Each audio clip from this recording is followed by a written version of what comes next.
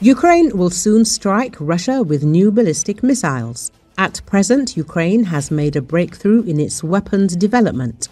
Ukraine's domestically developed short-range Sapsan ballistic missile has successfully completed combat testing and is in the process of serial production, Ukrainian media reported. The missile, with a payload of 480 kilograms, completed testing in May after successfully striking a Russian military target at a range of nearly 300 kilometers. Valentin Badrak, head of an independent Ukrainian think center for army conversion and disarmament studies, told Liganet. Ukraine's defense ministry reportedly dedicated a department to formulate and test the missile. Named after the peregrine falcon, the fastest bird of prey, the Sapsan reflects its namesake's core traits: speed, precision, and striking power. During recent tests, the missile reached a velocity of 5.2 Mach, approximately 6,370 kilometers an hour, significantly faster than the American ATACMS and nearly on par with Russia's Iskander-M.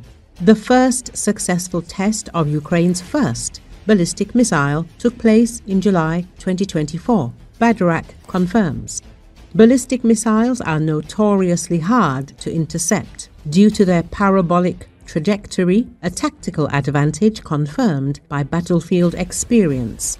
Even the older American ATACMS missiles have proven this in combat, as the enemy failed to intercept them, the expert adds. As reported in May 2025, Sapsan saw its first combat use, and it was an immediate success.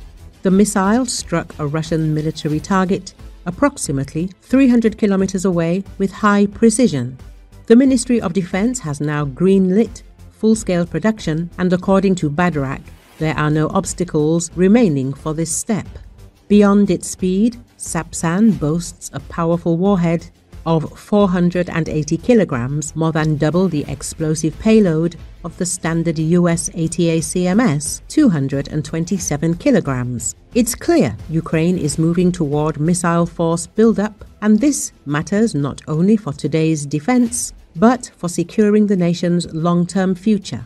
Badrak concludes. Earlier, Mykola Shcherbakov, commander of a state border guard Sea Guard vessel, said the war in Ukraine is bringing revolutionary changes to modern military strategy. Domestically produced long-range weapons are of key importance to Ukraine's defense strategy, as Western partners have been slow in delivering adequate weaponry amid increasing Russian attacks and offensives.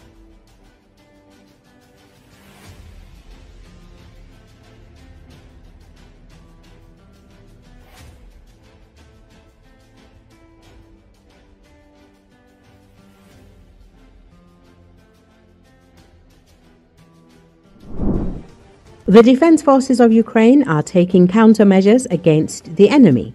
Attacks on the south of the Zaporizhia region, plunging the region there into blackouts, the destruction of two key railway lines in the Bryansk region. These are not just coincidences. Former spokesman for the General Staff of the Armed Forces of Ukraine, retired Colonel, military expert Vladislav Zeleznev explained that certain preventive activities are currently being carried out to complicate the logistics of the Russian army as much as possible. This significantly delays their advance. One of the key factors influencing the pace of resource transfer is the stable functioning of the railway service. If relay cabinets burn, bridges and overpasses are destroyed, there is a significant delay in the movement of military cargo, he says in an interview with Glavred. Zeleznev explains that logistics is the movement of resources. No resources, no progress on the battlefield. You can't transport much by road or air. It's too slow and expensive. The most effective way to move military resources is by rail. And if it doesn't work reliably, it significantly slows down the enemy's combat logistics, Zeleznev says. The expert also reminds that currently, about 30% of the territory of Donetsk region is still under our control, and the key largest settlements also remain under our control. Therefore, the Russians are trying to take them under their control, but the Ukrainian armed forces are disrupting the enemy's plans. Recently, explosions caused 2 bridges to collapse and derailed 2 trains in Western. In one of the incidents, 7 people were killed and dozens were injured. The first bridge in the Bryansk region on the border with Ukraine collapsed on top of a passenger train on Saturday, causing the casualties. The train's driver was among those killed, state-run Russian railways said. Hours later, officials said a second train derailed when the bridge beneath it collapsed in the nearby Kursk region, which also borders Ukraine. In that collapse, a freight train was thrown off its rails onto the road below as the explosion collapsed the bridge, local acting governor Alexander Kinshtein said. The crash sparked a fire, but there were no casualties, he said. Russian Z-patriot Igor Strelkov-Girkin assessed the consequences of the war between Israel and Iran for Russia. He admitted that the strikes on Tehran have already destroyed a key logistics route and jeopardized the military supplies of the Russian army. According to war criminal Igor Strelkov, the war that has begun between Israel and Iran promises Russia considerable problems, including at the front, and he outlined in detail the consequences of the conflict. What does this threaten us with? For us, this threatens 2 things. The first and most important thing is the termination of our southern corridor. Since we actively supplied oil and other raw materials to India and other countries through Iran, this was a fairly important route for us. Now we are left with only China in the east as a transit route for our products. He also stressed that as a result of the strikes on Iranian industry, Tehran is unlikely to be able to continue to supply Moscow with weapons and ammunition that were previously delivered to the front. Iran is being attacked and losing more and more industrial facilities, will not be able to supply us with weapons and ammunition that it supplied before, which will also have an impact on the course of military operations. According to the war criminal, the Israeli attack was not spontaneous. He claims that such an operation would not have been possible without US support.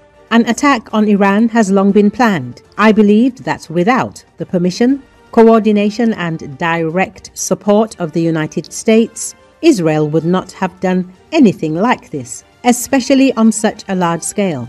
Strelkov also said Israel had carefully prepared, first by removing the Iranian president who supported Syria and then by taking advantage of the weakened position of Syrian forces. He noted that Syria, having lost Iranian support, was defeated in just a couple of weeks. Part of the territory went to Turkey and strategically important areas to Israel. Now, according to Strelkov, Iran has no more opportunities for a ground operation against Israel without a conflict with Turkey. And this, as he admitted, is very difficult. In addition, the Z-patriot added that Israel is using its technological superiority and does not expect a serious response from Tehran. However, if Iran does not take retaliatory steps, the US may join in and use this as a pretext to defeat Iran. Igor Strelkov is a former Russian FSB officer who played a key role in the occupation of Crimea and the outbreak of war in Donbass. In 2022, he was found guilty of involvement in the downing of Flight MH17.